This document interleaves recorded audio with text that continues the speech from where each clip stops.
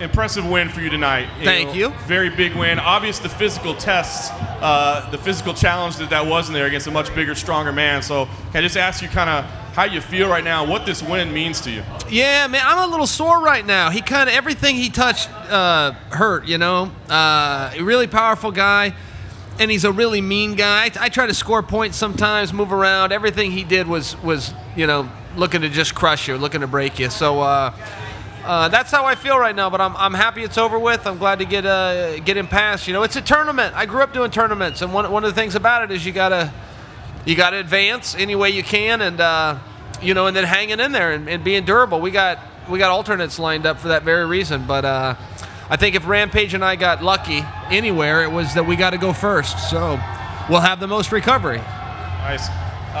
You made it clear, you know, takedowns were going to win you this fight, and it did. But in the first round, you were having quite a bit of success on the feet, landing the left hand a little bit, faking the takedown.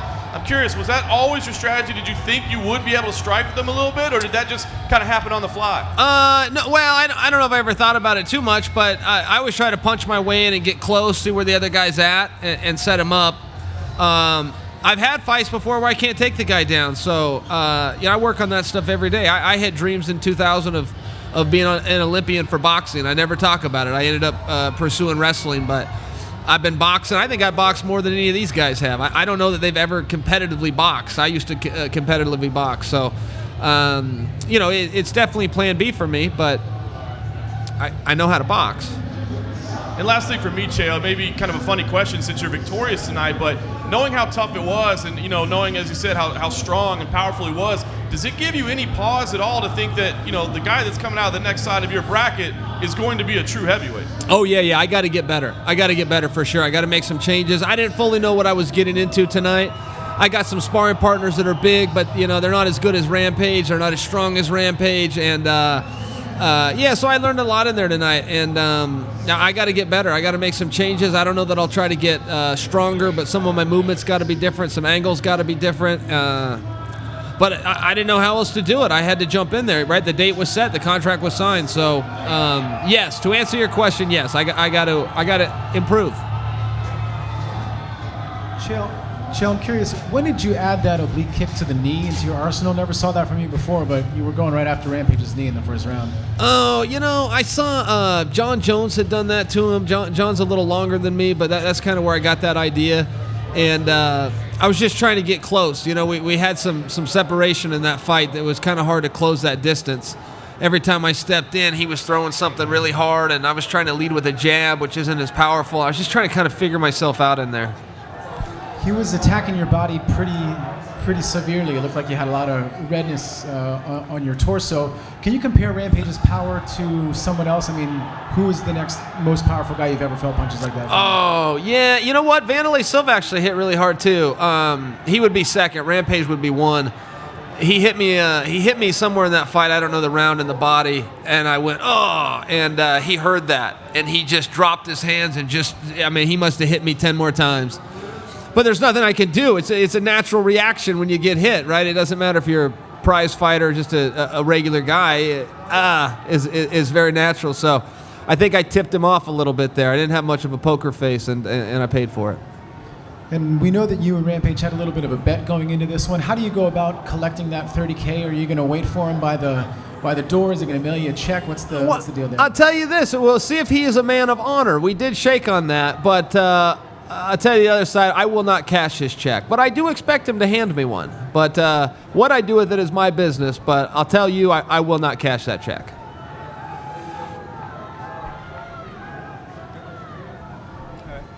Chael, so for most of the leading up to the fight, you were both very cordial, but it seemed like at the weigh-ins and really tonight as you guys were going through the national anthem, the heat was kind of turned on a bit. Did that surprise you considering just how things went leading up to it?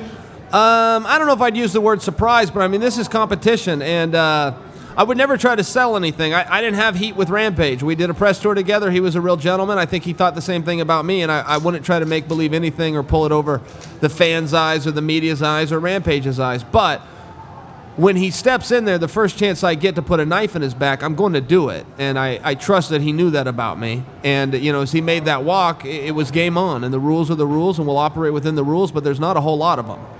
Right, and then also there's been some talk that the first round was more competitive. I want to ask, how did you feel after the first frame in terms of his striking compared to yours, and did you feel very secure in that round when you went to the stool?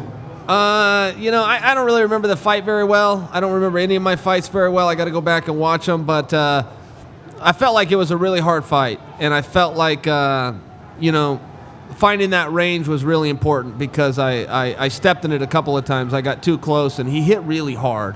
Whether you could see it or not, I mean, I'll tell you, he just hit really hard. So I was trying to find out where to be, and it was a bit of a process. I kind of needed all 3 rounds to do it, quite frankly. I'm still not... If I was in there with him right now, maybe I'd have it figured out by now. Chael, I've said a lot this week, taking the mickey out of you. Fantastic performance tonight against. He was up for it. He was ready, and even. Do you remember the body slam? I remember the body slam. Gareth, he let me up. I couldn't believe he let me up. I was stuck underneath him, and I was just getting ready to scramble, and I thought he was coming over the top, and he stood back and let me up, and I thank you. Okay, let's go up. But I thought that was a mistake by him. I think he had some real opportunity there. There was a great atmosphere about the other 6 heavyweights parading in and the national anthem and you guys coming in. Did it mean a lot to you tonight? Because there was a sense of, there was a birth of Paramount Network, but Bellator on Paramount Network. And did you have a great feeling when you walked in there, when you were part of that tonight with all the other guys in there? It was a big moment for the organization. Yeah, just as a whole. I mean, and first off, I will tell you guys, I told you so. I told you guys about Lima. I warned you about him. I told him you were overlooking him. Look, if you knock down Rory McDonald, you're in a rare club. If you win a round against Rory McDonald, you're in a rare club. If you can go 25 minutes with Rory McDonald, you are in a rare club. Lima is that good. Whether he's the world champion or now he falls back to the number 1 contender, he's that good. And I don't feel like I have to convince anybody about Rory, man. That guy's something special. He's a one-legged man in an ass-whipping contest. He takes an entire round off, comes back, somehow regroups, and finds a way to win. It was an inspiring performance. And then you look at the card. I believe Michael Chandler is the best fighter we have in our contract.